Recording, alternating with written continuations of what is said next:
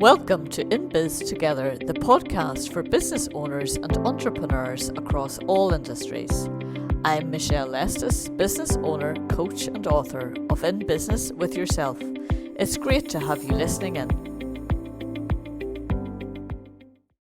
Today I'm speaking with Anna Olbury, owner-manager of Liobites, located in Croydon, South London.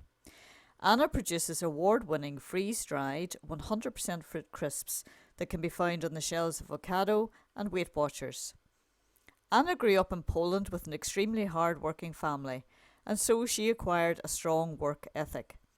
After studying art and design at the London College of Fashion, Anna held various positions in marketing and customer relations.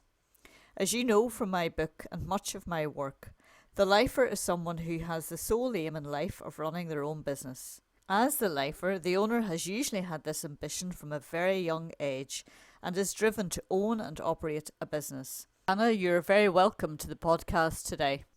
Thank you very much for having me. So Anna, brilliant story. Your backstory. So you grew up in Poland from a very sounds like very hardworking family with a very strong work ethic, and then came to London in 2000 and did your degree in the London School of Fashion, business management. So very much, Anna, someone who's all about the brand. And when I look at your product, it is really about the brand. So clearly that design background has come into this business. Yes, I think there is also this element of creativity in myself, which I kind of really enjoy. Kind of coming from the corporate background and working for a corporate company for many years, I almost wanted this creativity and this input where you are creating something from nothing, and hopefully we've achieved what my vision was. I mean, we get a lot of recognition and a very positive feedback on our branding. I really think it's a beautiful and so colourful. And then the really interesting part of your story is the influence, I suppose, of your young children in terms of what actually went into the packets. And I suppose we talk an awful lot these days about mompreneurs, but I do think, Anna, you do sound to me like the sort of mompreneur category. So tell us a little bit about that. So the kids were very much involved, I think. Yes, absolutely. So my youngest daughter, she used to pick strawberries out of my breakfast cereal, and that was just a bit annoying initially. And but it actually led me to this brilliant idea. We on kind of one of our outings in Poland, we came across a big pack of freeze-dried strawberries, and as my daughter already had a taste for them, she kind of convinced me to buy them, and that's kind of how it all started. The girls loved it, both my eldest and my youngest. We brought some back to London, and I just thought at the time, oh my God, what a brilliant snack. And upon researching it further, I've realized how nutritious and actually full of vitamins, antioxidants the freeze-dried fruit actually are. So, that was just no-brainer for me. Yeah, such a fantastic idea. I mean, we've all sort of struggled, I think, over the years with trying to get some healthy and food into our kids, and to get not only that, but actually to get them to embrace it. So it sounds like you've really sort of captured what was really a gap in the market at that time. I know it's probably more competitive now, but given that you're listed on the likes of Ocado and you've got an interesting relationship with Weight Watchers, I mean, clearly, Anna, when you set the business up, and it's only 4 years old, when you set it up, even though it was a very small business, you must have had a big idea around it. With product like ours, we have to have a scale. We have to be semi-large. I mean, obviously, we're not as big as yet as we would like to be, but it's never been a product that was made in a kitchen and sold at local markets. But it was always long-term, we had to have, are compliant, that are allergen-free, that, that they deliver the best quality fruits, quantities, and you therefore have to have a product that's fresh. And if you don't have, at least one or two core customers that will buy larger quantities from you and resell, you will obviously struggle with dates, with best before dates, with shelf life. It's a really interesting comment, I think. And I suppose there are so many different types of businesses for so many different reasons. But coming from your very strong design and branding background, it wouldn't be surprising that you would actually think big and you would think in relation to those sort of large retailers. If there was one thing that you had to say, one challenge that they put in your place. I mean, there are many, many companies out there who are interested in getting in, if you like, and being listed with the large retailers.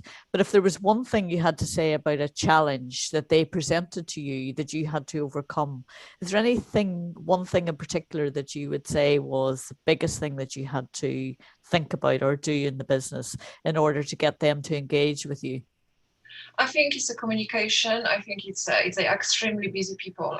As a part of my degree, I had a brief stint in merchandising. I had the insight of how the back office of head office works, how busy those people are, and how, when you send them an email and you expect every email to be read and answered, this is just not the case. They literally are on top of, like they get hundreds or if not thousands of emails a week. And I struggled with the communication. Obviously, you need to be persistent.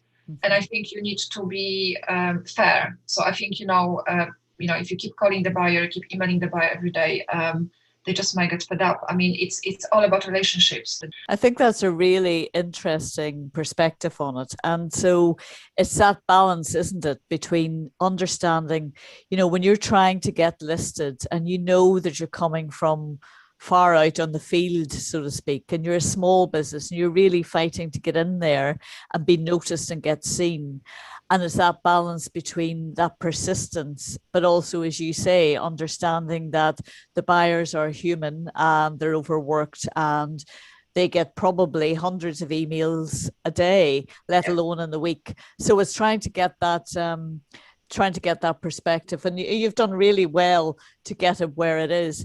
I suppose one of the criticisms I would come across quite often with the large multinationals is that, when you get in with them, then the demands are quite high and the margins can be quite low, and it's all about volume. Would you agree with that? Would you say that really you need to get volume in there in order to make a difference to your business?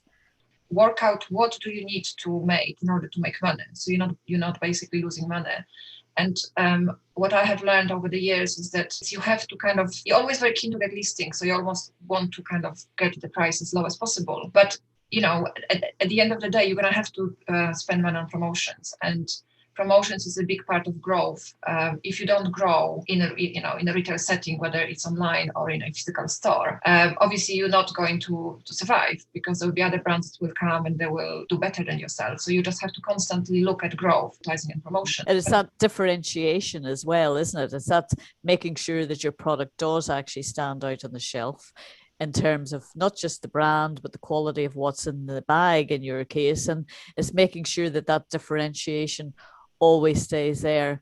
Anna, it has been an absolute pleasure. I mean, you've brought a concept from your daughter picking out dried fruit from your cereal in the morning to what is now a really interesting brand, a growing brand, on our shelves. And I certainly have to say to you, I've tasted the product. I think it's wonderful. I just love all about it. I think it creates a solution for many mums out there and parents out there who are working with kids. But as an adult, I have to say, it also is a really healthy thing for me. I get it. And it's one of my 5 a day. And I think you've had a remarkable journey and a life journey as well as business journey. And it's been an absolute pleasure talking to you. And I really appreciate you taking the time today. Thank you, Anna. Thank you so much, Michelle. If you want to know more about making your business grow or which identity you are, In Business with Yourself is available at www.orpenpress.com or on Amazon Books or at any Waterstones bookstore. You can also contact me directly at www.michellelestis.com. I'm Michelle Lestis. Thank you for listening in. Until the next time.